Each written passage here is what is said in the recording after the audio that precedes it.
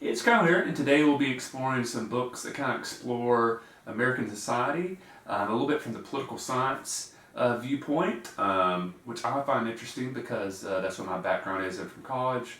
And one of these books specifically deals a lot with what I do in my professional career. So I find these books interesting. Hopefully you'll enjoy this video where I talk about them, but if not, I completely understand. But if you do enjoy this video, I hope you'll hit that like button. If you haven't yet, please subscribe to the channel. I really appreciate the support. And with that intro out of the way, let me just get started by exploring these three books. First up is probably the most well-known of these books, and that is Democracy in America by Alexis de Tocqueville. Anybody that's probably taken a government class or political science in college, and in a lot of cases in high school, is probably familiar with this book. You might not have read the entire thing, you might have just read chapters or paragraphs of it. But basically, Tocqueville explored, in some ways almost took like a vacation to the United States in the 1800s and kind of just visited various communities, people, to kind of get a feeling of what life in America was like and how that related to how democracy was working in America and what that meant for democracy around the world. You know, what lessons could be learned from America, why democracy was working in America where it hadn't necessarily worked in other places, what it was about the American culture, the American individual that kind of made this possible. It's a very fascinating book, and one reason I think it's still taught heavily in political science classes is a lot of the points that Tocqueville made at the time were very true, but they still are extremely true to this day. The insights that he had are absolutely stunningly brilliant. In some ways they're very simple observations, but they're just top observations that in some ways are only obvious or simple once somebody actually makes them. Everybody's like, oh yeah, that's right, how did we not realize that? So I think this book is an excellent look back, one of American history, and why democracy managed to succeed early on when so many other countries it has failed very quickly. And I think it also kind of gives you insight of why democracy can still work, and maybe the values and touch points of this book that kind of highlight why it's worked in American society are elements maybe that we need to work to preserve and maybe not get too far away from, or democracy might not work. Next up is kind of in some ways a companion book, and that is American Vertigo by Bernard-Henri Levy.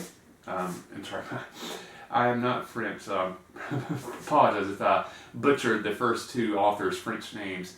But basically, even the subtitle of this is Traveling America in the Footsteps of Tocqueville.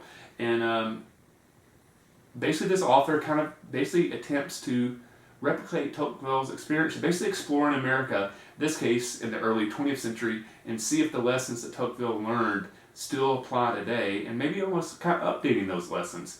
So if you've enjoyed Democracy in America, or if you've never read that before and you read it and you do enjoy it, I would definitely encourage you to read American Vertigo as a follow-up. It's a very interesting and fascinating follow-up. And I think both these books, again, should do a great job of illustrating why democracy works in America and what values we need to hold dear if we want to continue to have democracy work in America. Next up is the book I mentioned that kind of applies a little bit more to my professional job.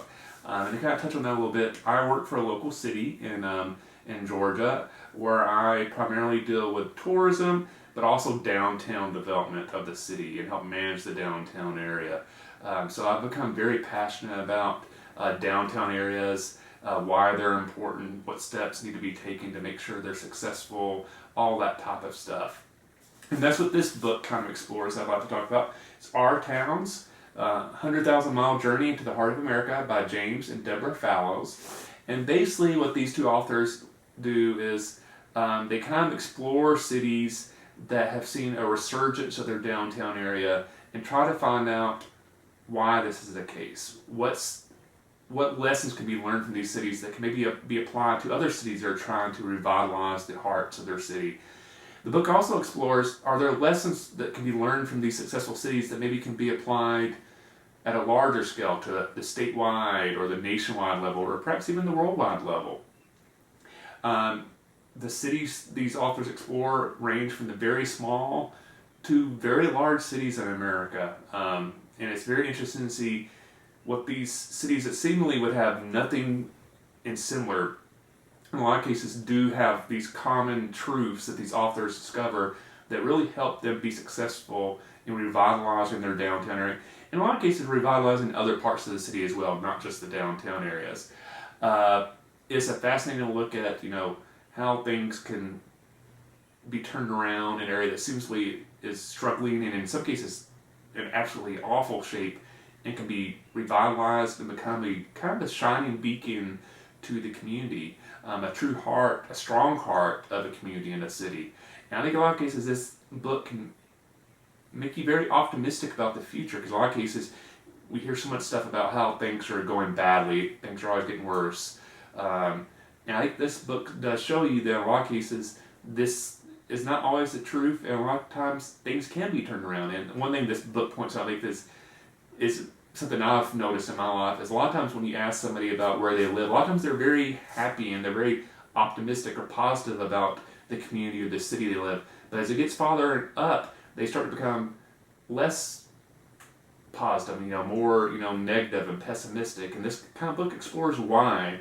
And in a lot of cases, there has been a big success of revitalizing in all these cities in America that are absolutely fascinating. One thing I'll say after reading this book also, it really makes you want to visit these cities, because a lot of cases you read, this sounds like a really cool place. I'd like to visit the city and check it out. Now it's post-pandemic, this is possible as the world's getting safer again. So maybe you can plan some future trips around America after you read this book. But I really found it interesting.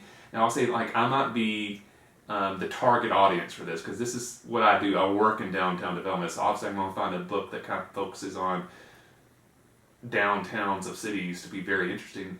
I haven't really talked to me that's not in my line of work that's read this book, so maybe if you're not into downtown development, this book will be boring.